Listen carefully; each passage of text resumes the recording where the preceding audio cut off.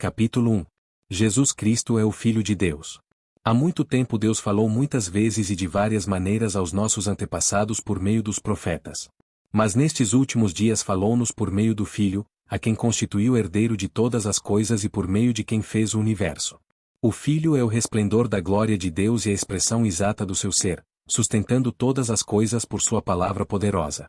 Depois de ter realizado a purificação dos pecados, ele se assentou à direita da majestade nas alturas, tornando-se tão superior aos anjos quanto o nome que herdou é superior ao deles. Pois a qual dos anjos Deus alguma vez disse: Tu és meu filho, eu hoje te gerei? E outra vez: Eu serei seu pai, e ele será meu filho? E ainda, quando Deus introduz o primogênito no mundo, diz: Todos os anjos de Deus o adorem. Quanto aos anjos, ele diz: Ele faz dos seus anjos ventos, e dos seus servos clarões reluzentes. Mas a respeito do Filho, diz: O teu trono, ó Deus, subsiste para todo o sempre. Cetro de equidade é o cetro do teu reino. Amas a justiça e odeias a iniquidade. Por isso Deus, o teu Deus, escolheu-te dentre os teus companheiros, ungindo-te com óleo de alegria. E também diz: No princípio, Senhor, firmaste os fundamentos da terra, e os céus são obras das tuas mãos. Eles perecerão, mas tu permanecerás. Envelhecerão como vestimentas. Tu os enrolarás como um manto, como roupas. Eles serão trocados, mas tu permaneces o mesmo, e os teus dias jamais terão fim. A qual dos anjos Deus alguma vez disse: Senta-te à minha direita, até que eu faça dos teus inimigos um estrado para os teus pés? Os anjos não são, todos eles, espíritos ministradores enviados para servir aqueles que hão de herdar a salvação? Capítulo 2. Avisos. Por isso é preciso que prestemos maior atenção ao que temos ouvido, para que jamais nos desviemos. Porque, se a mensagem transmitida por anjos provou a sua firmeza e toda transgressão e desobediência recebeu a devida punição, como escaparemos, se negligenciarmos tão grande salvação? Essa salvação, primeiramente anunciada pelo Senhor, foi-nos confirmada pelos que a ouviram. Deus também deu testemunho dela por meio de sinais, maravilhas, diversos milagres e dons do Espírito Santo distribuídos de acordo com a sua vontade. Não foi a anjos que ele sujeitou o mundo que há de vir, a respeito do qual estamos falando. Mas alguém em certo lugar testemunhou, dizendo: Que é o homem, para que com ele te importes?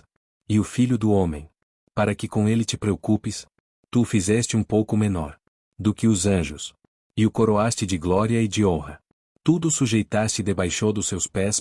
Ao lhe sujeitar todas as coisas, nada deixou que não lhe estivesse sujeito. Agora, porém, ainda não vemos que todas as coisas lhe estejam sujeitas. Vemos, todavia, aquele que por um pouco foi feito menor do que os anjos, Jesus, coroado de honra e de glória por ter sofrido a morte, para que, pela graça de Deus, em favor de todos, experimentasse a morte. Ao levar muitos filhos à glória, convinha que Deus, por causa de quem e por meio de quem tudo existe, tornasse perfeito, mediante o sofrimento, o autor da salvação deles. Ora, tanto o que santifica quanto os que são santificados provém de um só. Por isso Jesus não se envergonha de chamá-los irmãos. Ele diz: Proclamarei o teu nome a meus irmãos, na assembleia te louvarei. E também nele porei a minha confiança. Novamente ele diz: Aqui estou eu com os filhos que Deus me deu.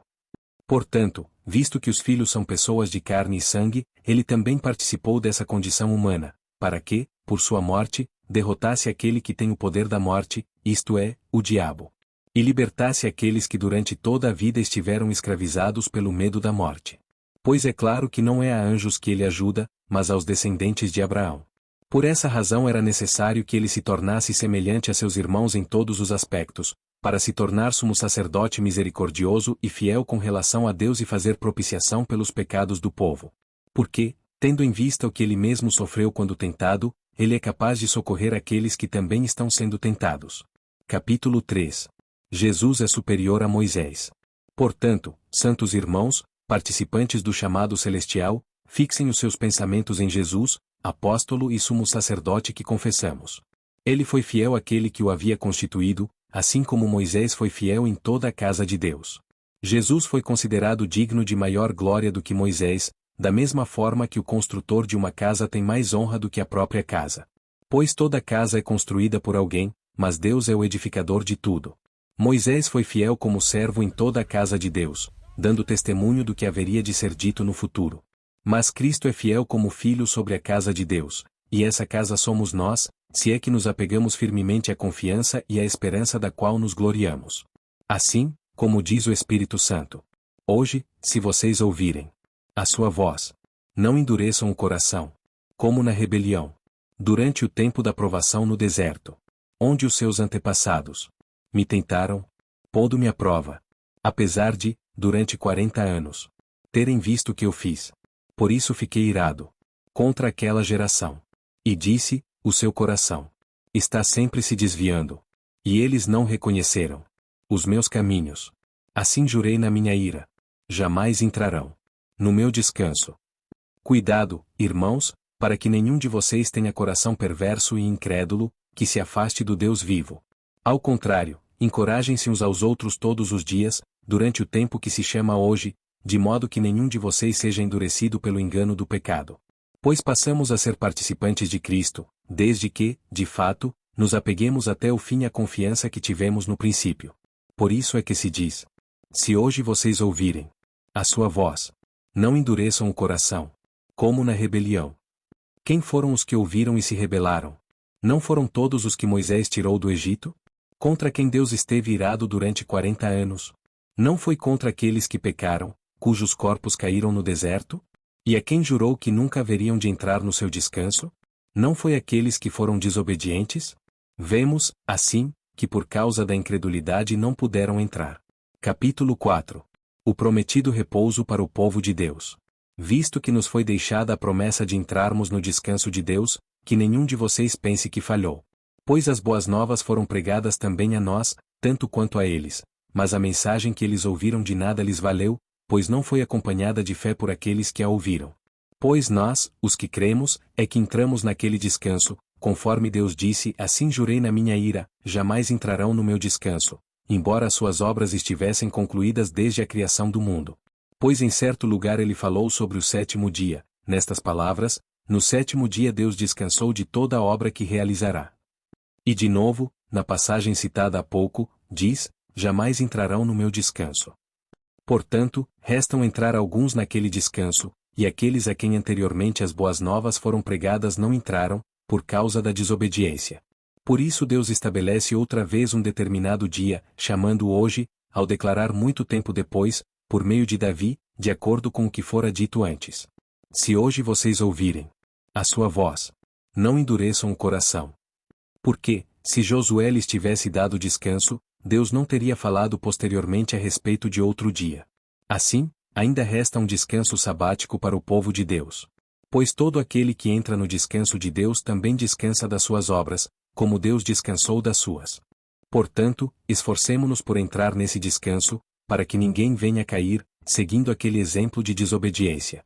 Pois a palavra de Deus é viva e eficaz, e mais afiada que qualquer espada de 2 gumes. Ela penetra até o ponto de dividir alma e espírito, juntas e medulas, e julga os pensamentos e as intenções do coração.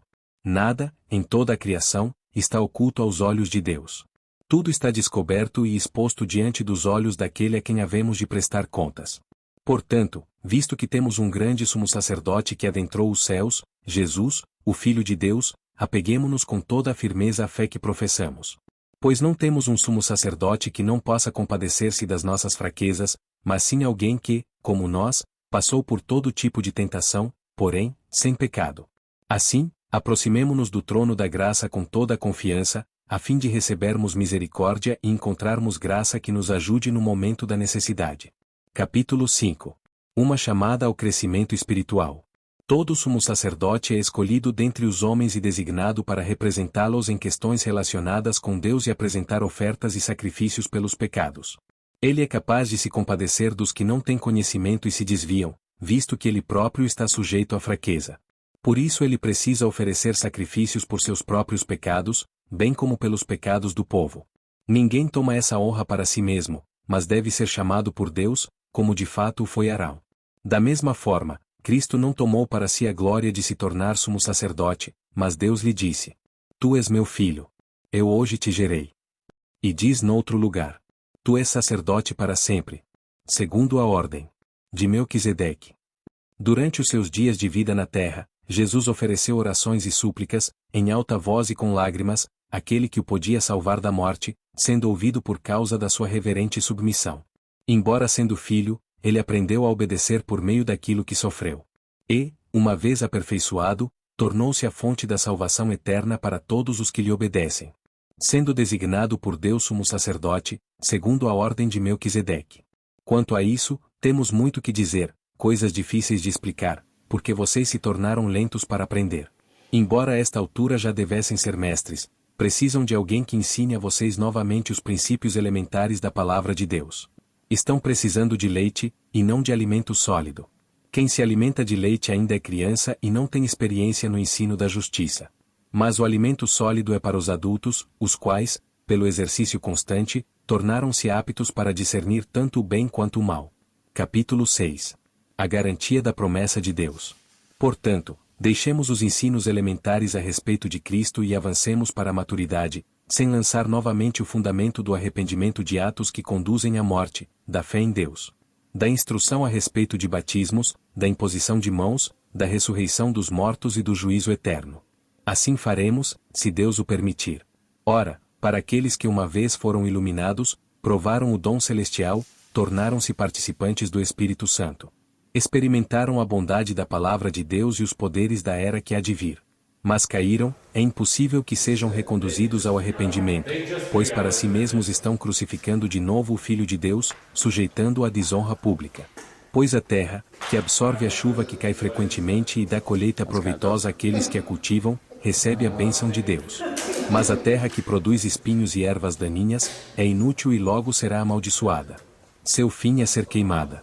Amados, mesmo falando dessa forma, estamos convictos de coisas melhores em relação a vocês, coisas próprias da salvação.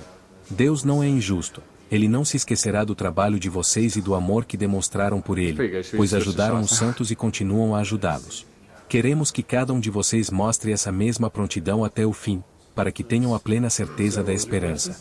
De modo que vocês não se tornem negligentes, mas imitem aqueles que, por meio da fé e da paciência, recebem a herança prometida.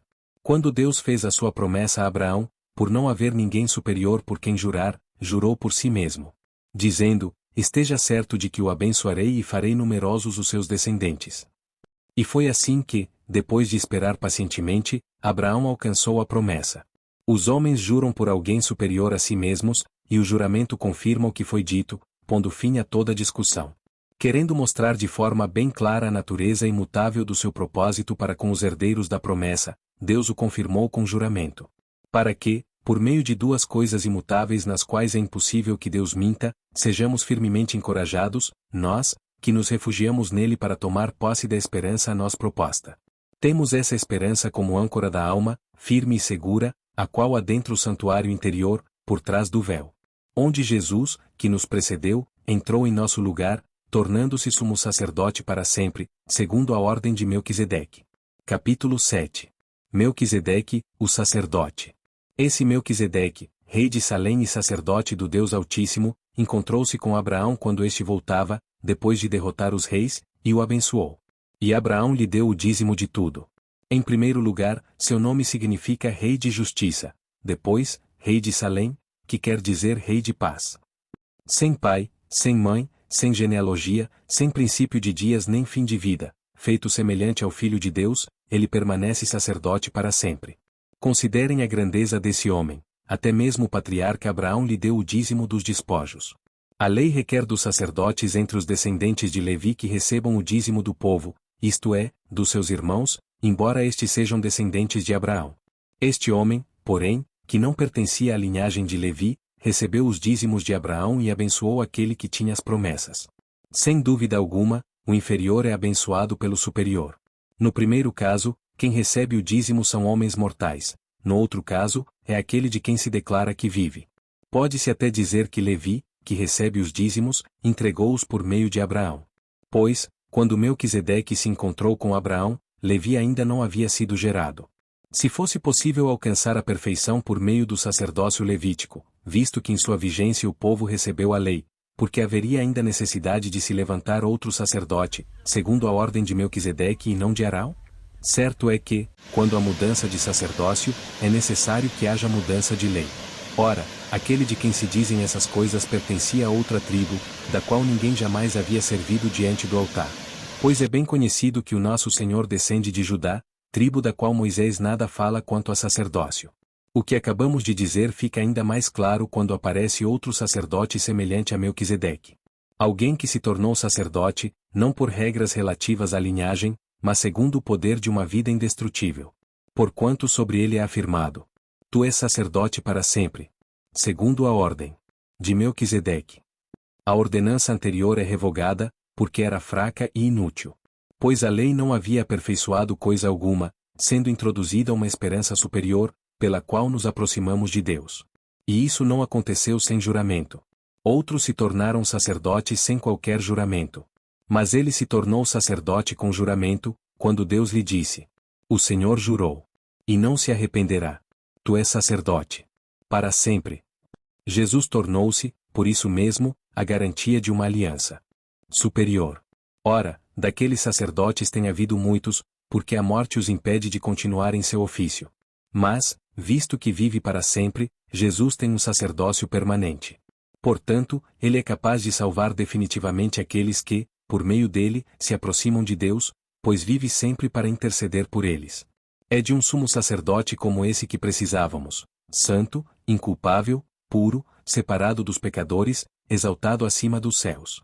Ao contrário dos outros sumos sacerdotes, ele não tem necessidade de oferecer sacrifícios dia após dia, primeiro por seus próprios pecados, e depois, pelos pecados do povo. E ele o fez uma vez por todas quando a si mesmo se ofereceu. Pois a lei constitui sumos sacerdotes a homens que têm fraquezas, mas o juramento, que veio depois da lei, constitui o Filho perfeito para sempre. Capítulo 8. O sumo sacerdote do novo acordo. O mais importante do que estamos tratando é que temos um sumo sacerdote como esse, o qual se assentou à direita do trono da majestade nos céus. E serve no santuário, no verdadeiro tabernáculo que o Senhor erigiu, e não o homem. Todo sumo sacerdote é constituído para apresentar ofertas e sacrifícios, por isso, era necessário que também este tivesse algo a oferecer. Se ele estivesse na terra, nem seria sumo sacerdote, visto que já existem aqueles que apresentam as ofertas prescritas pela lei. Eles servem num santuário que é cópia e sombra daquele que está nos céus, já que Moisés foi avisado quando estava para construir o tabernáculo: tenha o cuidado de fazer tudo segundo o modelo que lhe foi mostrado no monte. Agora, porém, o ministério que Jesus recebeu é superior ao deles, assim como também a aliança da qual ele é mediador é superior à antiga, sendo baseada em promessas superiores. Pois, se aquela primeira aliança fosse perfeita, não seria necessário procurar lugar para outra. Deus, porém, achou o povo em falta e disse: Estão chegando os dias, declara o Senhor, quando farei uma nova aliança com a comunidade de Israel e com a comunidade de Judá.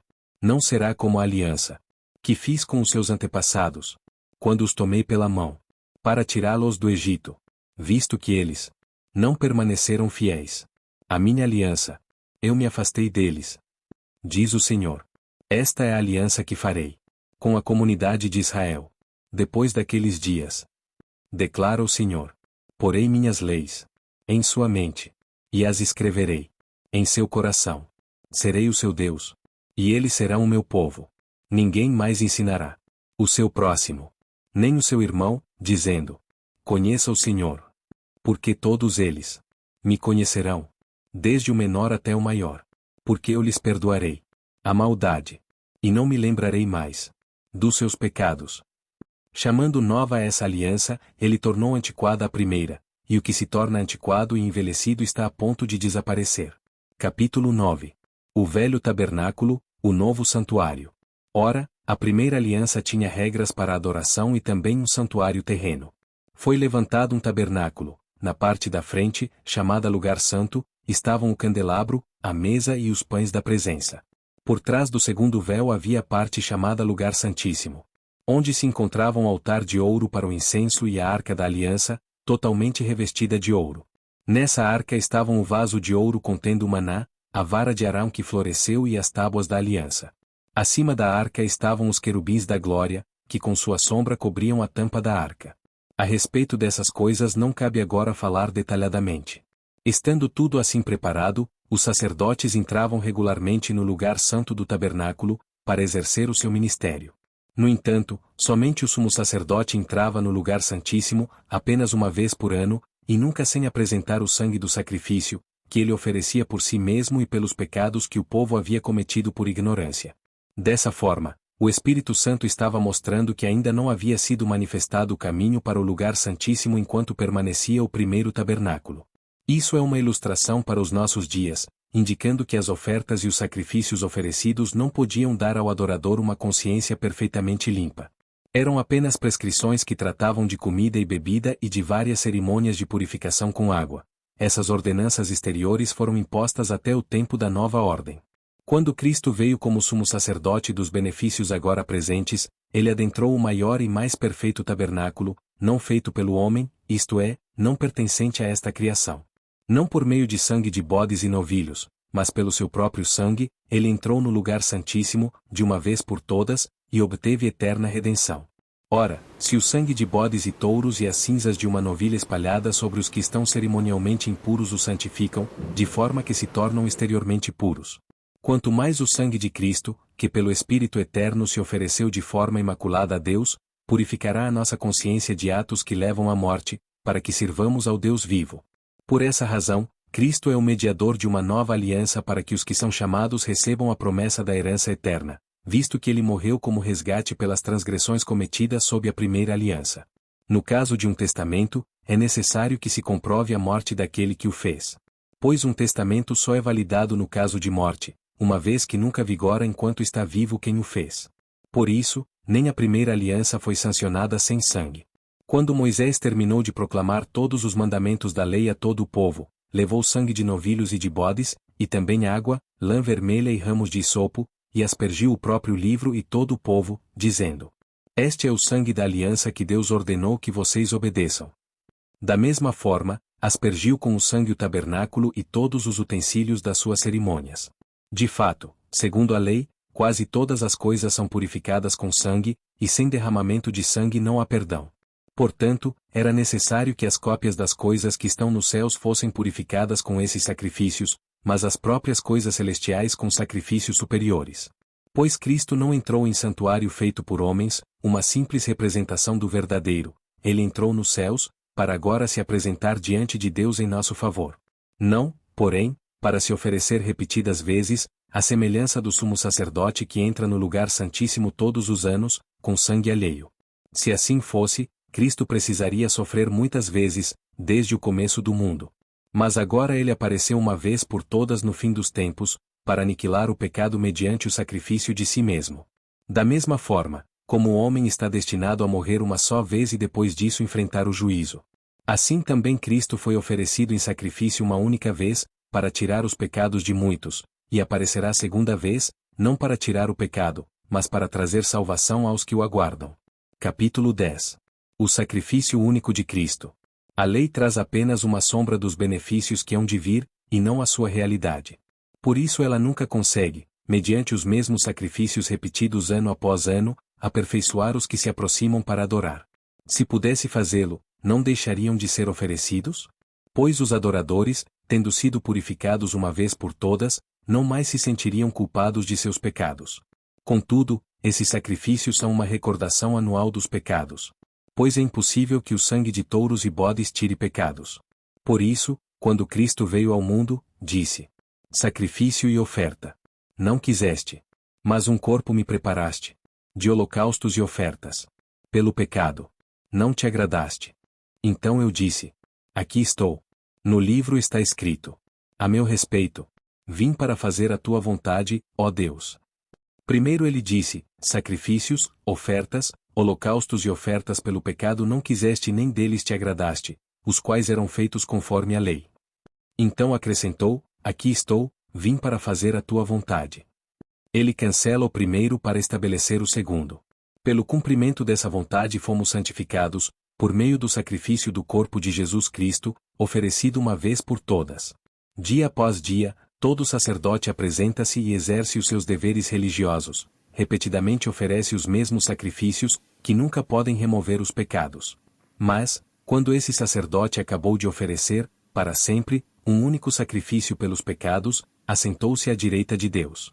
Daí em diante, ele está esperando até que os seus inimigos sejam como o estrado dos seus pés.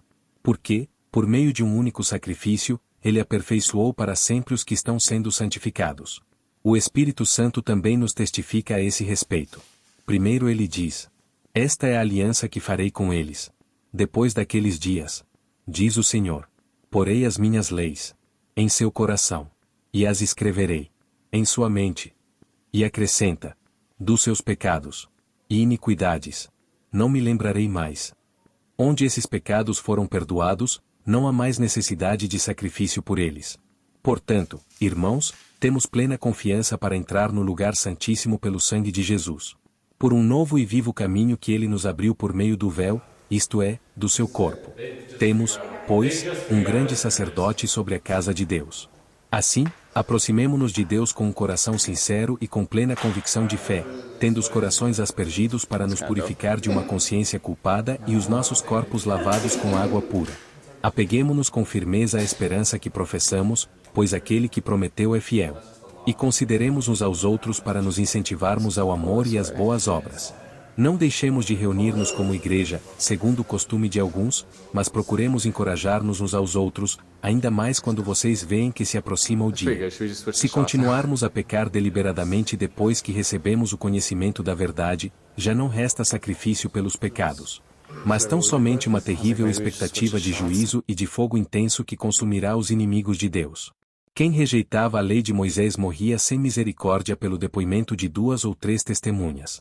Quão mais severo castigo, julgam vocês, merece aquele que pisou aos pés o Filho de Deus, profanou o sangue da aliança pelo qual ele foi santificado e insultou o Espírito da graça? Pois conhecemos aquele que disse: a mim pertence a vingança, eu retribuirei, e outra vez, o Senhor julgará o seu povo. Terrível coisa é cair nas mãos do Deus vivo. Lembrem-se dos primeiros dias, depois que vocês foram iluminados, quando suportaram muita luta e muito sofrimento. Algumas vezes vocês foram expostos a insultos e tribulações, em outras ocasiões fizeram-se solidários com os que assim foram tratados. Vocês se compadeceram dos que estavam na prisão e aceitaram alegremente o confisco dos seus próprios bens, pois sabiam que possuíam bens superiores e permanentes. Por isso, não abram mão da confiança que vocês têm, ela será ricamente recompensada. Vocês precisam perseverar, de modo que, quando tiverem feito a vontade de Deus, recebam o que ele prometeu. Pois em breve, muito em breve, aquele que vem virá, e não demorará. Mas o meu justo viverá pela fé. E, se retroceder, não me agradarei dele. Nós, porém, não somos dos que retrocedem e são destruídos, mas dos que creem e são salvos. Capítulo 11. Grandes exemplos de fé. Ora, a fé é a certeza daquilo que esperamos e a prova das coisas que não vemos. Pois foi por meio dela que os antigos receberam bom testemunho. Pela fé entendemos que o universo foi formado pela palavra de Deus, de modo que aquilo que se vê não foi feito do que é visível. Pela fé Abel ofereceu a Deus um sacrifício superior ao de Caim. Pela fé ele foi reconhecido como justo, quando Deus aprovou as suas ofertas. Embora esteja morto, por meio da fé ainda fala. Pela fé Enoque foi arrebatado, de modo que não experimentou a morte, e já não foi encontrado, porque Deus o havia arrebatado, pois antes de ser arrebatado recebeu testemunho de que tinha agradado a Deus. Sem fé é impossível agradar a Deus, pois quem dele se aproxima precisa crer que ele existe e que recompensa aqueles que o buscam. Pela fé Noé, quando avisado a respeito de coisas que ainda não se viam, movido por santo temor, construiu uma arca para salvar sua família. Por meio da fé ele condenou o mundo e tornou-se herdeiro da justiça que é segundo a fé. Pela fé Abraão, quando chamado, obedeceu e dirigiu-se a um lugar que mais tarde receberia como herança, embora não soubesse para onde estava indo. Pela fé peregrinou na terra prometida como se estivesse em terra estranha, viveu em tendas, bem como Isaque e Jacó, co-herdeiros da mesma promessa. Pois ele esperava a cidade que tem alicerces, cujo arquiteto e edificador é Deus. Pela fé Abraão, e também a própria Sara, apesar de estéril e avançada em idade, recebeu poder para gerar um filho, porque considerou fiel aquele que lhe havia feito a promessa. Assim, daquele homem já sem vitalidade originaram-se descendentes tão numerosos como as estrelas do céu e tão incontáveis como a areia da praia do mar. Todos esses viveram pela fé e morreram sem receber o que tinha sido prometido, viram-no de longe e de longe o saudaram, reconhecendo que eram estrangeiros e peregrinos na terra. Os que assim falam mostram que estão buscando uma pátria. Se estivessem pensando naquela de onde saíram, teriam oportunidade de voltar. Em vez disso, esperavam eles uma pátria melhor, isto é, a pátria celestial. Por essa razão Deus não se envergonha de ser chamado o Deus deles e lhes preparou uma cidade. Pela fé Abraão, quando Deus o pôs à prova, ofereceu Isaque como sacrifício. Aquele que havia recebido as promessas estava a ponto de sacrificar o seu único filho. Embora Deus lhe tivesse dito, por meio de Isaque a sua descendência será considerada.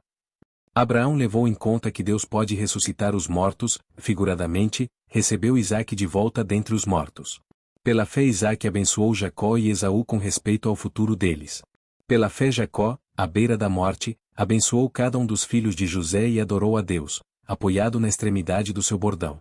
Pela fé José, no fim da vida, fez menção ao êxodo dos israelitas do Egito e deu instruções acerca dos seus próprios ossos. Pela fé Moisés, recém-nascido, foi escondido durante 3 meses por seus pais, pois estes viram que ele não era uma criança comum e não temeram o decreto do rei.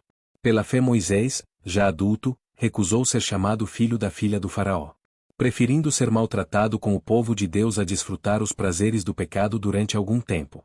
Por amor de Cristo, considerou sua desonra uma riqueza maior do que os tesouros do Egito, porque contemplava a sua recompensa.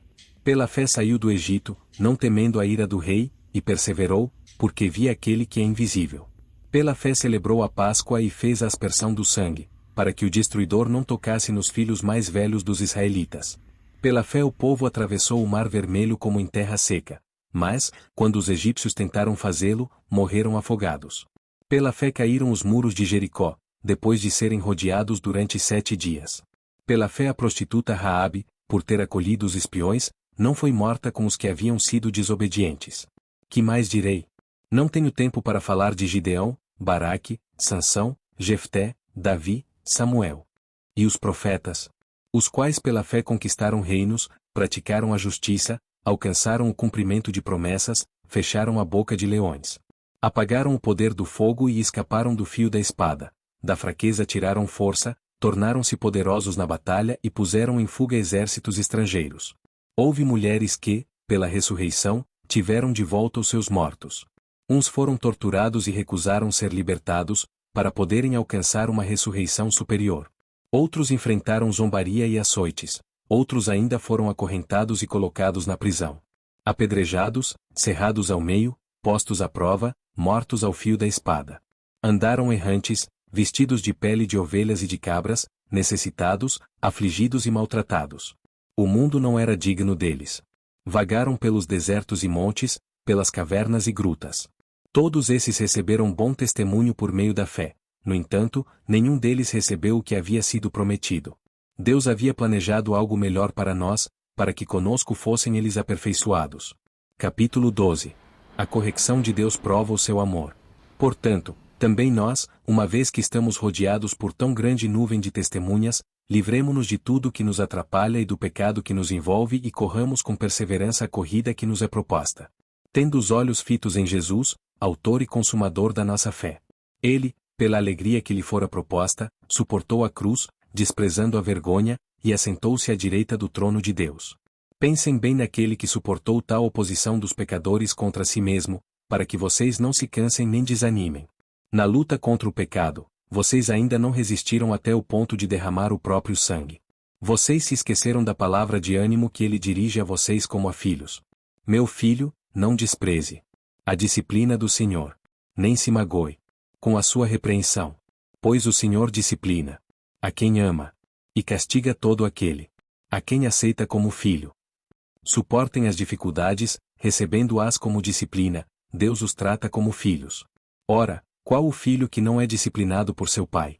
Se vocês não são disciplinados, e a disciplina é para todos os filhos, então vocês não são filhos legítimos, mas sim ilegítimos. Além disso, tínhamos pais humanos que nos disciplinavam e nós os respeitávamos. Quanto mais devemos submeter-nos ao Pai dos Espíritos, para assim vivermos. Nossos pais nos disciplinavam por curto período, segundo lhes parecia melhor, mas Deus nos disciplina para o nosso bem, para que participemos da sua santidade. Nenhuma disciplina parece ser motivo de alegria no momento, mas sim de tristeza. Mais tarde, porém, produz fruto de justiça e paz para aqueles que por ela foram exercitados. Portanto, fortaleçam as mãos enfraquecidas e os joelhos vacilantes.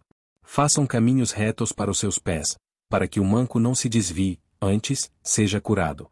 Esforcem-se para viver em paz com todos e para serem santos, sem santidade ninguém verá o Senhor. Cuidem que ninguém se exclua da graça de Deus, que nenhuma raiz de amargura brote e cause perturbação, contaminando muitos. Que não haja nenhum imoral ou profano, como Esaú, que por uma única refeição vendeu os seus direitos de herança como filho mais velho.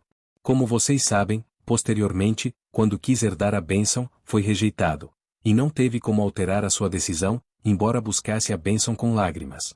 Vocês não chegaram ao monte que se podia tocar, e que estava em chamas, nem as trevas, a escuridão, nem a tempestade. Ao soar da trombeta e ao som de palavras tais que os ouvintes rogaram que nada mais lhes fosse dito. Pois não podiam suportar o que lhes estava sendo ordenado, até um animal, se tocar no monte, deve ser apedrejado. O espetáculo era tão terrível que até Moisés disse: estou apavorado e trêmulo.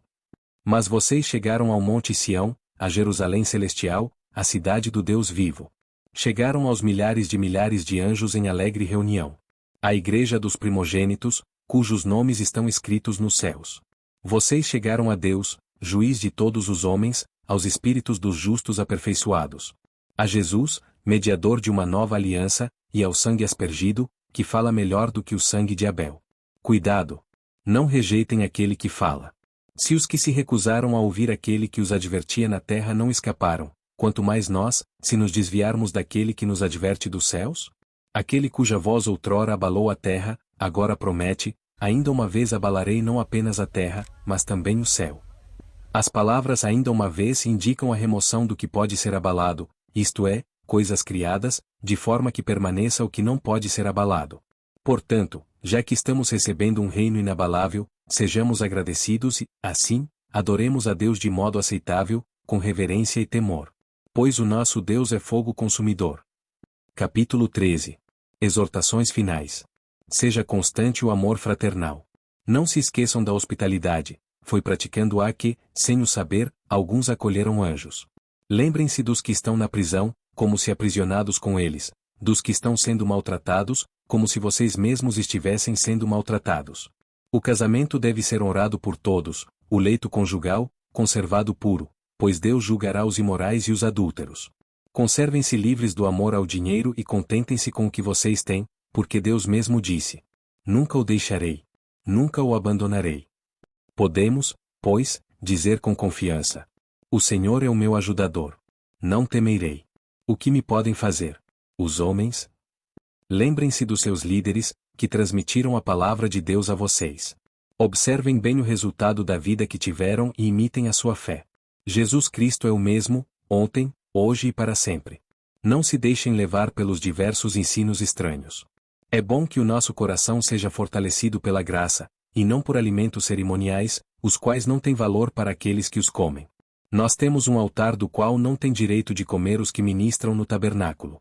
O sumo sacerdote leva sangue de animais até o lugar santíssimo como oferta pelo pecado, mas os corpos dos animais são queimados fora do acampamento.